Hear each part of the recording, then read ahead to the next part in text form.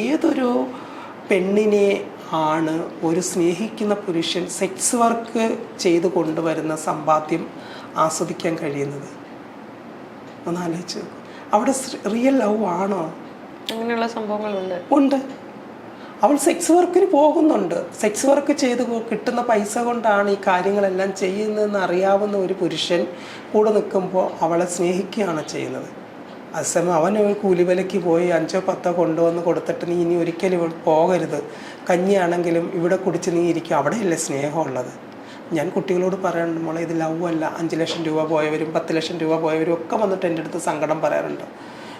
ആദ്യം എനിക്ക് ദേഷ്യം തോന്നും, എന്തിനാ കൊടുത്ത, നിനക്കൊക്കെ ഇത് തന്നെ വേണമെന്ന് പറയും. പക്ഷെ ഉടനെ തന്നെ ഞാനത് മാറ്റി സമാധാനിപ്പിക്കും. പോട്ടെ, പോയത് പോട്ടെ, നിനക്ക് ആരോഗ്യത്തോടു കൂടി ജീവിക്കാൻ കഴിയുന്നുണ്ടെങ്കിൽ നിനക്ക് ഇനിയും സമ്പാദിക്കാം.